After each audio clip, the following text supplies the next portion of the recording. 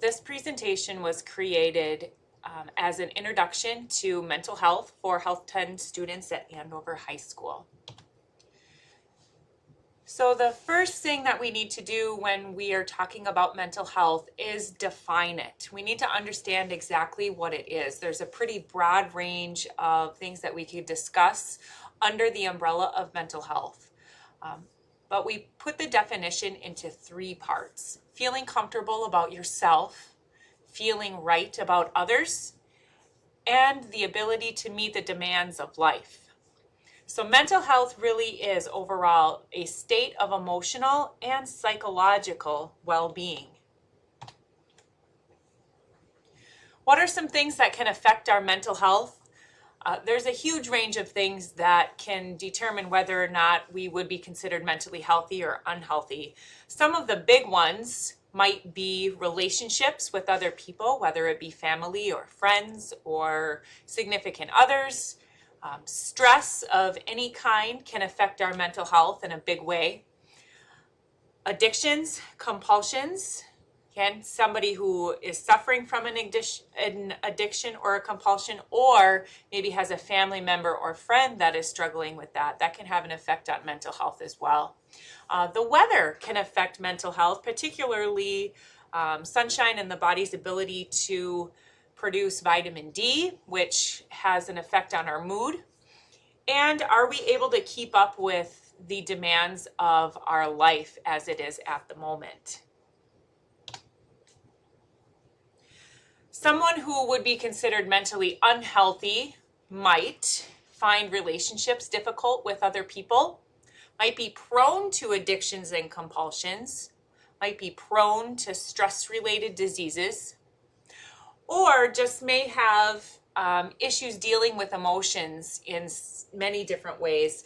If you have a book, or if you'd like to grab a book out of the cupboard in the classroom, on page 109, there is a really great chart that compares and contrasts the traits of someone who is emotionally healthy and someone who is emotionally unhealthy, if you're interested in taking a look at that resource. So one of the things that we take a look at also in regards to mental health is your personality. We define personality as really everything that makes you unique. So everything about you. If you take a look back at the personality profile that you created in the Intro to Health unit, that's just a little bit of a snapshot of things that make you who you are. Your personality takes all of those things into consideration. There are some other things that can influence your personality, your environment. So where you grow up, where you live, what community are you from? Your heredity. So what you get from your parents, your genetics, can help shape your personality. You are made a certain way when you are born. Your self-concept, or how you view yourself. Do you find value in your life and things that you do? And the type of culture that you are growing up in at this moment in your life. All of those things can influence your personality as well as things that you enjoy doing. So there's mental health, and then there's also mental illnesses and mental disorders. And those things are all related, but they are all a little bit different. So a mental illness is a defect in the personality aspect of the brain. Notice that this has nothing to do with learning, with how smart someone is. It is in the personality part of the brain. Okay, so some of the effects that mental illnesses or disorders can have might be just daily functioning in the world, in life, thinking, feeling, mood can be greatly affected, and the ability of a person to relate to other people. So we're going to take a look at a few different mental illnesses and disorders in different categories. Okay, so some examples of mental disorders that you may have heard of before might be manic or manic depression or bipolar disorder, which loosely fall under depression, schizophrenia, Anorexia nervosa, or also bulimia nervosa would also fall under a mental disorder. So some things that happen there can be, it's really just starving oneself of nutrients. So thinning, um, weight issues, having brittle hair, decreases in body temperature. A big one is heart issues, because your electrolyte imbalances and things, there's just not enough nutrients to run the body the way it's supposed to be. So we see heart attacks and cardiac arrest in people that have anorexia nervosa, and also bone density decreases significantly. Another example of mental disorders that is very, very common is depression. Seasonal affective disorder, so that would be related to weather. Vitamin D production in the body is a big piece of that. Obsessive compulsive disorder, phobias, which are irrational fears, and also anxiety or panic disorders. Those all would be an example of a mental disorder. So let's take a look at some ways that people might kind of protect their emotional state with defense mechanisms. So this is just kind of a way that people can deal with major stressors emotionally. And some of those might be denial of responsibility for things, acting out when something is stressing someone out, compartmentalization. Again, there are some descriptions of these coping devices or defense mechanisms in the book on page 96 and 97, if you're more interested in taking a look at those. We all have defense mechanisms or coping devices, and they look different in different people. So what are some of the preventions and treatments for mental illnesses?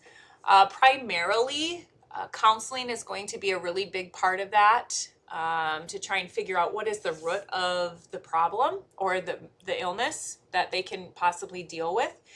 Medication, or a combination of counseling and medication, is another very effective prevention or treatment.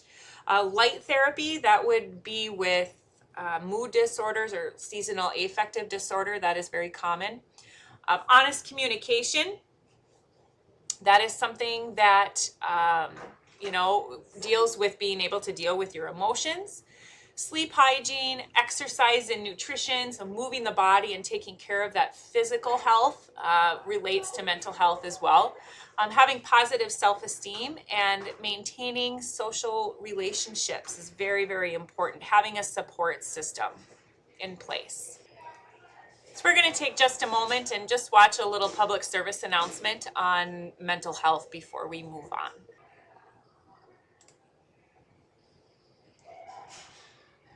What do you want to be?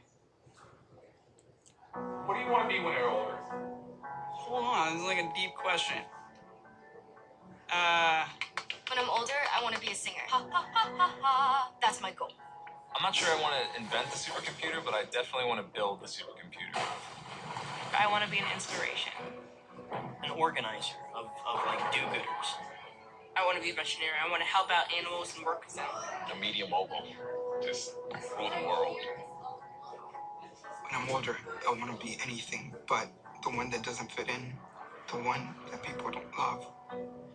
Everyone deserves a dream. Everyone. But some of us feel depressed, anxious, angry, and do things that others think aren't normal. We can't even focus on the present, much less the future. If that's you, say something. It's okay to talk. It's okay to share. It's okay to get help or help someone. Talk to someone. It helps. And people will listen. Add your voice at okaytotalk.org. So the next section is going to deal with developmental mental health disabilities. So these are going to differ from mental illnesses because they occur at birth or during a developmental period. So when someone is very, very young, typically. It typically relates to a problem with how a body part or a body system works. So, an intellectual and developmental disability, or an IDD, might be a mental handicap. Okay, so that it would be the most common intellectual and developmental disability. Down syndrome is considered a mental disability. That is where there is one extra chromosome at birth. And also fetal alcohol syndrome. Fetal alcohol syndrome is caused when a female who is pregnant is consuming alcohol and it affects the fetus before it is born. And then a couple others, autism spectrum disorder, Asperger's syndrome. There are a number of different disorders that kind of fall under the autism spectrum. Those can affect communication skills, social skills, and at times it can also affect intelligence. And there are different severities of autism, which is why they now call it a spectrum. So in closing, to review, we went over the 3 parts of the mental health definition. We talked about different mental illnesses, the personality side of the brain. Mental illnesses will affect the personality side of the brain, and went through some different examples of mental illnesses such as phobias, schizophrenia, depression, bipolar disorder. And then we also talked about developmental disabilities, which the autism spectrum, fetal alcohol syndrome, and Down syndrome would fall under that umbrella. So you should be able to identify the mental health definition, define mental illness and mental disorders, and then also be able to define and give examples for developmental disabilities. Thanks for listening.